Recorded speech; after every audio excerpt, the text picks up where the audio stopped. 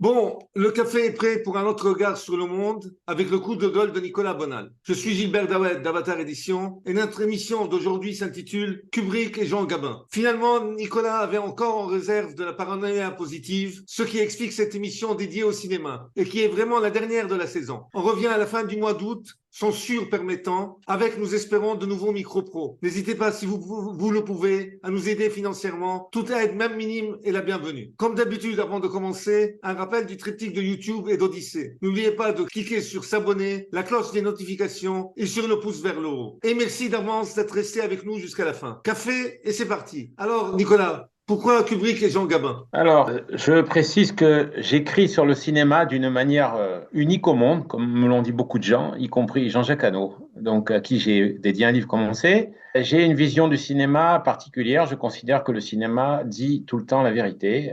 Au sens strict, la fameuse phrase 24 images par seconde. Même quand un film est mauvais ou même quand un film est nul, il y a quelque chose de très fort qui sort. C'est pas pour ça que je passe ma vie devant le cinéma. J'ai tendance à revoir les films que j'aime beaucoup. J'ai décidé de consacrer cette émission à nos problèmes. On a parlé de l'intelligence artificielle, on a parlé de la tyrannie numérique. Ben, tout ça, on le trouve chez Kubrick. Dans 2001, l'Odyssée de l'espace, évidemment.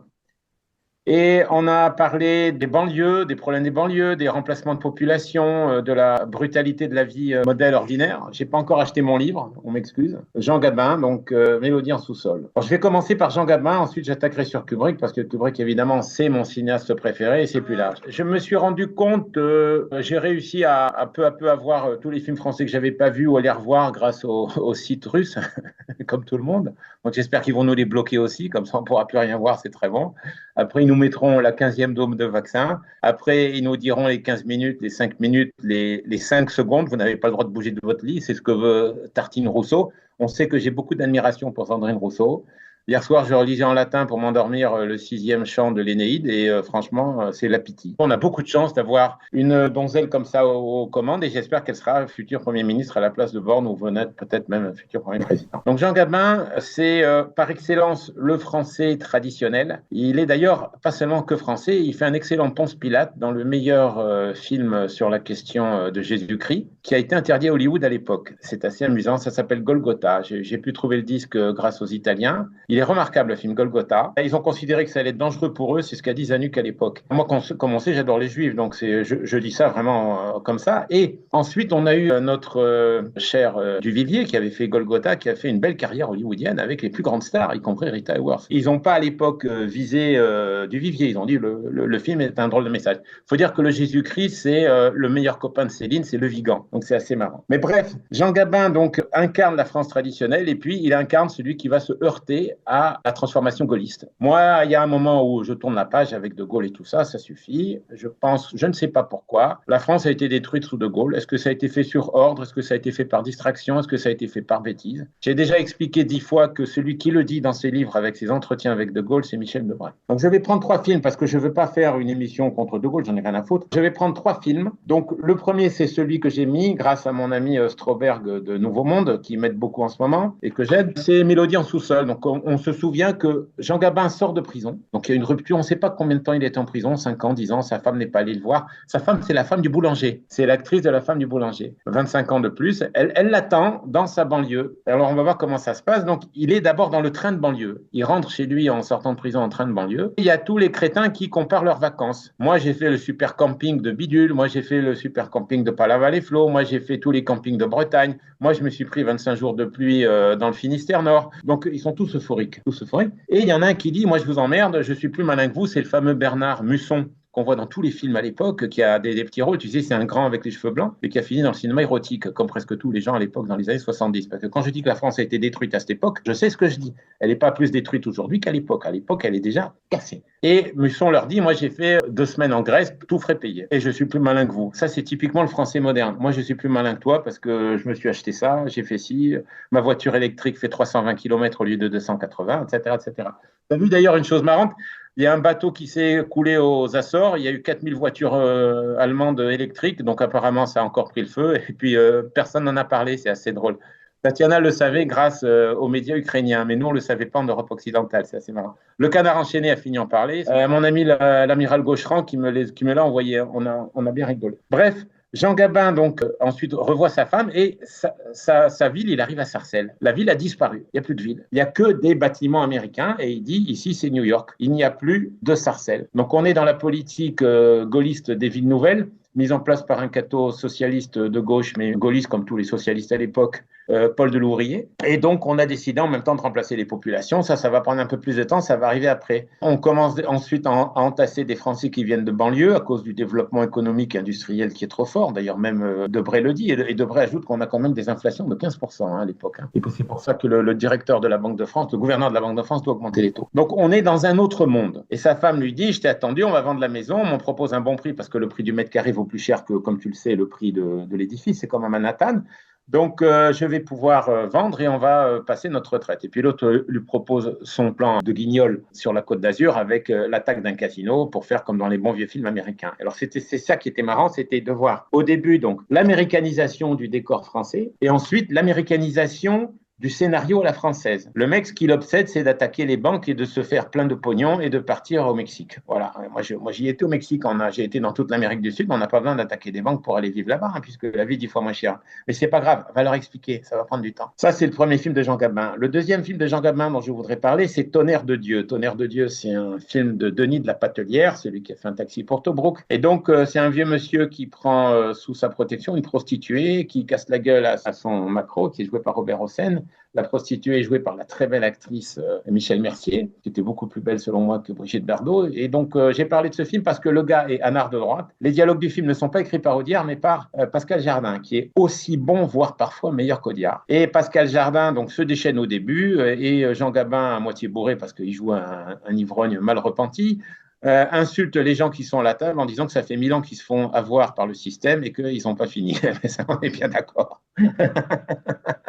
Ils ont eu la guerre de 100 ans, ils ont eu la guerre de 1000 ans, ils vont avoir la Troisième Guerre mondiale, ils ont eu le pass vaccinal, ils vont avoir tout. Donc, il n'y a aucun problème. Et ils ont eu la Révolution et les 2 millions de morts pour aller à Moscou avec Napoléon. Donc, il n'y a rien qui les démotive. Ils sont toujours là et braves et prêts à subir encore plus l'annexion mentale de M. Breton, de M. Klaus Schwab, de M. Harari ou de M. Bill Gates. Harari a dit d'ailleurs que nous vivions comme dans les territoires occupés, que nous étions des guinea pigs. Donc, au moins, il a été honnête. Il a dit, on contrôle les territoires occupés maintenant par l'informatique, on n'a plus besoin de soldats. Il l'a dit comme ça. J'aime bien Harari, je l'ai déjà cité, je l'ai déjà dit. Évidemment, je ne suis pas d'accord, mais je trouve qu'il est honnête. Au moins, il est honnête. Et puis, il dit après, bon, vous êtes trop nombreux, trop vieux, trop gras, on n'a plus besoin de vous, il y a l'intelligence artificielle qui arrive, on va en parler avec Kubrick, donc passons à autre chose, c'est-à-dire aux transhumains. Enfin, il y a un troisième film dont je voulais parler de Jean Gabin.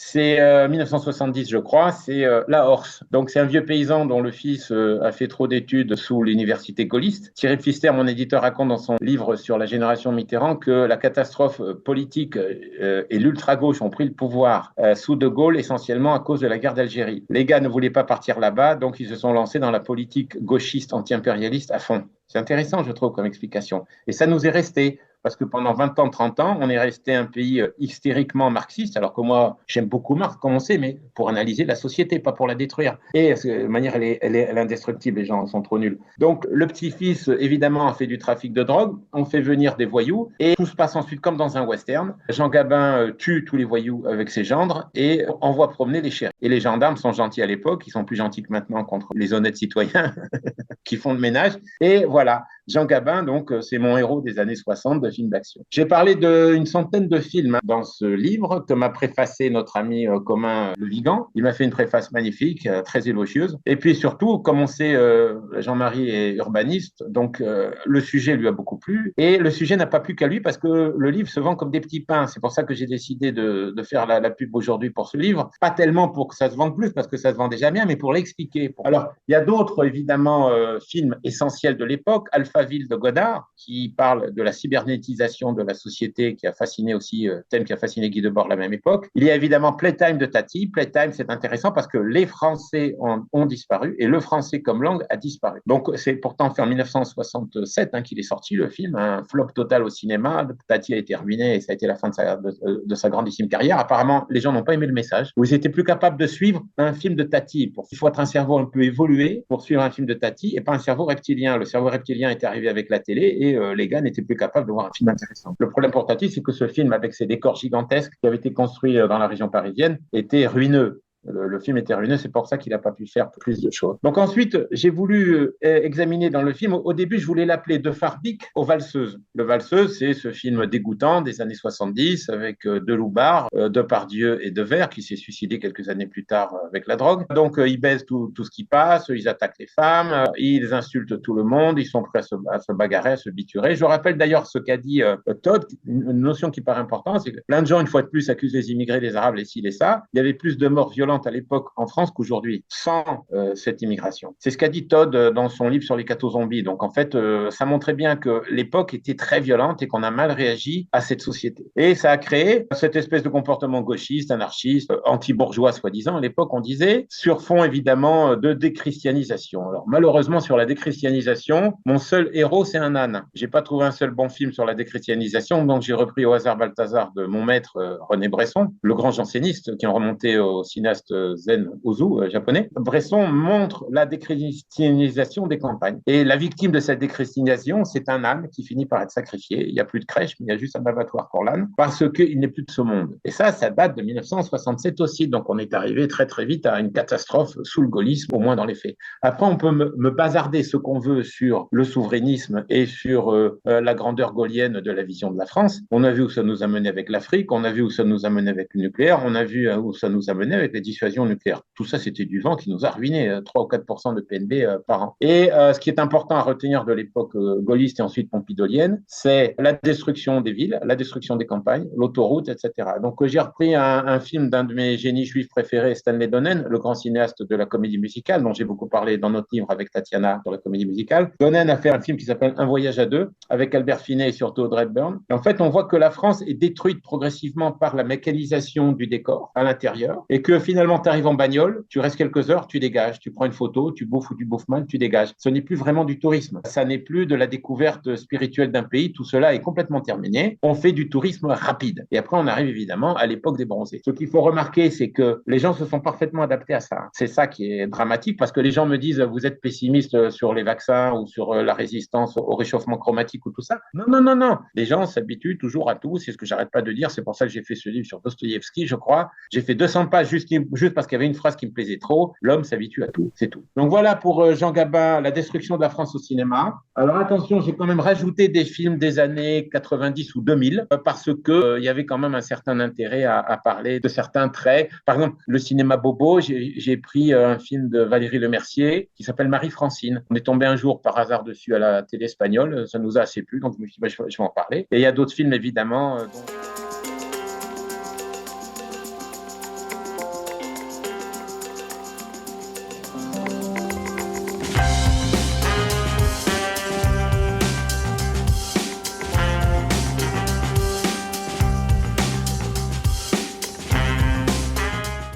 Je laisse donc de côté Jean Gabin. Je reprends donc mon Stanley Kubrick, si je le trouve. Donc Kubrick, j'ai publié une première édition chez Du Alpha qui valait très très cher. Celle-là ne vaut que 10 euros. Stanley Kubrick est le génie du cinéma. Alors je vais pas parler de Kubrick. Je vais rester dans les thèmes et dans les dossiers qu'on a étudiés cette année, toi et moi. Hein. Donc on a parlé de l'intelligence artificielle. L'intelligence artificielle, c'est évidemment 2001, l'Odyssée de l'espace, ou c'est évidemment Docteur Folamour. Docteur Folamour, je rappelle que c'est une super machine technologique russe qui va déclencher la fin du monde. Et ils n'avaient pas prévenu les Américains. Et donc, le film se termine tragiquement. Et comme par hasard, il y a aussi un aspect comique, un aspect bouffon que Kubrick a toujours mêlé dans ses films. Et je trouve qu'il n'a pas tort. Parce que quand on voit Blinken qui te sort ce matin que le réchauffement climatique, c'est plus dangereux que la guerre nucléaire d'extermination, en effet, on en est au niveau de la bouffonnerie totale, des D-books, comme disait notre ami Kunstler. On en est avec ces gens-là toujours dans le comique. Il n'y a qu'à voir Biden, il n'y a qu'à voir Indiana Jones, qui maintenant a 80 ans, qui continue de venir sur les écrans. Enfin, la société devient folle et woke. Ça, on en a déjà bien parlé. Et je trouve que chez Kubrick, il y a beaucoup de choses comme ça. Donc, l'intelligence artificielle, évidemment, ça fait penser à 2001, l'Odyssée de l'espace et à l'ordinateur HAL 9000. Le but suprême du film, c'est sans doute, il y a évidemment une espèce de conception magique du darwinisme, de conception magique de l'évolution avec des extraterrestres qui viendraient donner des enseignements privilégiés aux humains. Ça, c'est une vieille lune de la science-fiction. On peut être d'accord ou pas d'accord. Et il y a un cinéaste allemand qui en a parlé, Harald Harald Reinl, qui était un des bras droits de Leni Riefenstahl à la grande époque et qui a fait un film sur les extraterrestres dans l'histoire, en se penchant sur ce que faisait la NASA à l'époque et sur les trouvailles archéologiques, notamment en Amérique du Sud. D'ailleurs, je suis allé à plusieurs endroits dont il parle quand j'ai vécu, comme on le sait, 5 ans en Amérique du Sud. Donc Kubrick, on a aussi cette vision très conspirative dans 2001, c'est-à-dire que l'ordinateur finit par tuer tout le monde. On ne sait pas trop pourquoi, ou on ne comprend pas trop pourquoi. Moi, j'ai ma petite idée dessus que je mets dans le livre, c'est-à-dire que l'ordinateur avait reçu l'ordre de le faire. Voilà. Et que donc on a un problème léger avec cette intelligence artificielle. L'autre jour, on a le cinéaste James Cameron, celui donc de Terminator, qui a dit « Je vous ai prévenu pourtant dans Terminator ». Ils veulent mettre l'intelligence artificielle pour en finir avec les Russes. Bon, ça se terminera par un grand crack pour tout le monde, mais ça sera mieux que le réchauffement climatique. On peut boire une tasse de café à la santé de Monsieur Blinken, parce que je trouve qu'il a fait fort sur ce coup. Tu te réveilles, tu te dis « Oh, voyons les conneries qui vont me sortir aujourd'hui », puis tous les jours, ils progressent. Tu te dis « C'est pas possible, ils peuvent… » Mais si. Ils font toujours mieux. J'ai un copain, prof d'informatique dans une université américaine à Monaco, il est algérien, qui m'a dit « Quand ils touchent le fond, ils creusent encore, Nicolas. » Donc, ils vont pas s'arrêter.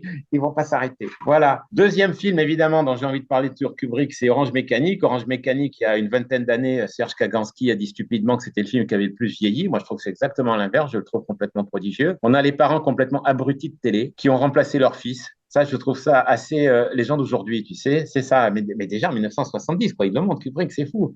C'est Philip Stone, cet acteur admirable qui joue à la fois dans Barry Lyndon et évidemment Shining. C'est le gardien de l'hôtel dans Shining. Mais je ne vais pas parler de Shining aujourd'hui. Donc, on a les parents qui sont très bien. On a lui qui est très bien. Donc, c'est les gosses qu'on n'arrive pas à élever. Ben, ça, on a compris qu'il y avait un léger problème en France là-dessus, avec les 300 000 lascars qui ont mis à sac le pays le mois dernier, avec la bénédiction des médias, de Macron, de Darmanin, de tout le monde. Mais il ne faut surtout pas se gêner. Et à la fin, on a une idée que j'adore. Le Premier ministre de droite crapuleux, qui est joué par un des bons acteurs de Kubrick, qui joue aussi dans Barry Lyndon, il vient voir Alex et il lui dit « Bon, il faut que vous travailliez pour nous maintenant ». Donc en fait, on a une alliance qui a été mise en avance ensuite par Werner, notre gentil sociologue suisse qui travaille un peu avec Plaquevent et surtout avec Slobodan Despot. Et il a dit qu'il y a une espèce de triangulation pour coincer les gens. C'est la police d'un côté pour leur taper dessus, comme aux Gilets jaunes, et après les voyous des banlieues ou les dealers des banlieues. Donc on a ça qui est mis en place par Kubrick. Je rappelle que l'origine de l'histoire chez Anthony Burgess, que j'ai connu parce qu'il habitait à côté de chez ma tante quand j'étais enfant à Calian, l'origine, c'était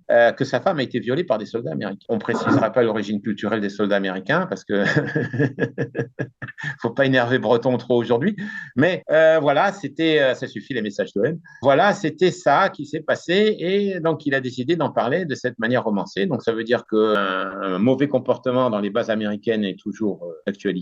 Le troisième élément, évidemment, essentiel dans Orange Mécanique, c'est le traitement Ludovico. Donc, on te fabrique de la nausée face à la violence, où on veut faire de toi une chiffre molle, où on veut te reprogrammer le cerveau et on veut te dégoûter de faire l'idiot. L'idée est pas idiote et elle est assez ancienne. Je rappelle que dans Le Crépuscule des idoles, Nietzsche a parlé de la grande ménagerie catholique au Moyen-Âge. Il a dit que l'Église était une grande ménagerie. En fait, c'est vrai que progressivement, tous ces vikings blonds costauds qui détruisaient tout, on en a fait des bons gros crétins, qui travaillent dans les usines, qui vont à la messe le dimanche et qui ensuite mutilent sexuellement leurs enfants pour leur faire changer de sexe. Donc, on en fait ce qu'on veut des gens, c'est ce que je dis toujours. Et je crois que les gens qui parlent d'ingénierie sociale comme si c'était une spécialité du 21e siècle, c'est complètement idiot. Il y a des problèmes à toutes les époques. Il y a des recettes à toutes les époques pour calmer complètement les gens. Le pain et les jeux, comme disait notre bon Juvénal dans ses satires. Donc, le traitement Ludovico est extrêmement important pour comprendre qu'on va vers une fin de libre arbitre. Et Kubrick, qui a toujours eu beaucoup de respect pour la chose chrétienne et pour la chose religieuse, le fait dire par son clergyman dans la prison. Quand on présente le pauvre Alex dégoûté par la violence, il dit oui, mais ce n'est pas une amélioration de son âme, ce n'est pas son esprit qui est amélioré, c'est malheureusement sous la contrainte chimique qu'il fait ça. Et finalement, aujourd'hui, on est sous la contrainte chimique du vaccin, de Big Pharma. J'ai publié un texte que j'estime très important sur Václavic qui parle de l'Allemand qui consomme dans les années 80. Aujourd'hui, ça doit être le triple ou le quadruple, 30 000 pilules pendant sa vie. Aujourd'hui, ça peut être 100 000. On sait que les gens n'arrêtent pas de se droguer aux États-Unis avec je ne sais plus quelle drogue et qu'il y a une centaine de milliers de morts par an. Donc, je pense que Kubrick a toujours parlé des problèmes absolument essentiels et qu'il n'y a absolument rien qu'à vieillir. Ensuite, on a les images, on a la musique. Donc là, j'ai parlé de ça évidemment dans mon texte, mais je voulais mettre un peu de lien avec ce que nous nous sommes en train de vivre. Et je vais parler du dernier film de Kubrick qui n'a absolument pas été compris, Eyes Wide Shut. Eyes Wide Shut, c'est intéressant parce qu'il a été coécrit par Frédéric Raphael, qui est le scénariste du film dont j'ai parlé tout à l'heure de Stanley Donen, Le voyage à deux avec Audrey Byrne et Albert Finney. Ce qui m'intéresse dans Eyes Wide Shut, c'est le très grand écrivain juif de Vienne à l'époque, Schnitzler, 1910. On sait qu'il y a un lien entre Kubrick et ses origines juives viennoises. Et c'est sans doute pour cela qu'on retrouve cette fameuse roue du Prater dans 2001, Odyssée de l'espace. Donc, Frédéric Raphael a travaillé là-dessus et ils se sont inspirés donc de Rien qu'un rêve de notre ami Schnitzler, qui avait déjà été adapté en 1968 avec le fils de Karl Böhm. C'est marrant, c'est celui qui jouait le François-Joseph dans Les Sissi. Donc, on a cette idée de l'élite qui dégénère, l'élite qui devient folle, et on a un gars de la classe moyenne supérieure, donc qui est joué par Tom Cruise dans le film, mais c'est à peu près pareil dans la nouvelle de Schnitzler, qui est très intéressante à découvrir ou à relire. On a ce petit gars de la classe moyenne supérieure qui est médecin, qui voudrait se mettre dans ce milieu-là. Et là, on est en plein, donc en effet, dans toutes les connotations de délire Illuminati, dans toutes les connotations de pédophilie dont on nous parle constamment. Plein de gens en parlent. Moi je laisse assez de côté ces sujets-là. Ce qui m'amuse, et je dis bien ce qui m'amuse, c'est que j'ai découvert avec ma femme il y a quelques semaines une chanteuse qui s'appelle Taylor Swift. Donc, elle a fait un concert, elle a déclenché un tremblement de terre, tellement il y avait de gens et de bruit. Elle a une trentaine d'années, elle est milliardaire en dollars, et le concert lui a rapporté 13 millions. Donc, c'est la chanteuse Illuminati sataniste la plus à la mode du moment. Elle a apparemment remplacé Lady Gaga. Dans le livre de Estoulin, le meilleur sur le Tavistock Institute, j'ai déjà cité ça souvent, il parle de Rihanna, qui est la chanteuse la plus riche du monde, je crois 1,5 milliard de dollars. Il parle de Rihanna, il parle de Lady Gaga, et il parle évidemment de Beyoncé qui a fait son World Tour avec la fameuse licorne. Donc, tout ça, c'est une culture Illuminati satanique qui a commencé à imprégner les médias de manière folle à partir des années 2000, et on est arrivé à une folie totale. Ça a toujours été plus ou moins lié à l'occultisme, à l'ésotérisme, à des choses comme ça. J'en ai parlé dans mon livre écrit il y a 30 ans, La damnation des stars. Mais là, c'est devenu ouvertement, d'une manière répugnante, satanique. Donc tout ça, c'est pour dire qu'on se rapproche de notre histoire de Eyes Wide Shut et de cette obsession des rituels. On a vu d'ailleurs le rituel du Gothard, le fameux tunnel il y a quelques années, où on a vu les rituels des Jeux Olympiques, et notamment des Jeux Olympiques de Londres, avec tous ces bébés énormes et cette smala autour d'une pandémie qui allait frapper tout le monde. J'avais découvert ça sur le site de Olivier de Molner, et en effet, c'est assez effrayant de voir que tout est coordonné depuis un certain nombre d'années. Et comme le dit notre ami Olivier, beaucoup de gens sont passés du côté obscur. Ça, c'est une phrase qui m'a beaucoup marqué. Je considère que chacun a 2 ou 3 phrases géniales à dire dans sa vie. Et lui, il s'est surpassé ce jour-là, Olivier de Molner. Donc, on est dans une espèce de chape de plomb culturelle, Illuminati, cinématographique, musicale, qui est devenue complètement monstrueuse, qui complète le schéma des villes nouvelles dont on a parlé tout à l'heure. Villes nouvelles, comme on le sait, qui vont devenir smart. C'est marrant parce que le mot smart, j'en ai parlé plusieurs fois, ne veut pas dire seulement intelligent en anglais, il veut dire la douleur, douloureux, et le mot russe smert désigne la mort. On est face à quelque chose d'extrêmement dangereux. C'est pour ça que je voulais donc parler de mes livres sur le cinéma dans cette configuration, parce que on est aux portes de quelque chose d'assez effroyable. Je rappelle que j'ai publié aussi un livre sur Ridley Scott. Ridley Scott, juste une chose, le scientifique à bord du vaisseau fait rentrer l'alien. Je n'en dis pas plus pour ne pas mécontenter Thierry Breton, et on en restera là. Voilà. Bon, ça va être le mot de la fin. Bonal et Daouet, c'est fini pour la saison. Merci et à dans 3 semaines. Et bonne censure. Et bonne censure.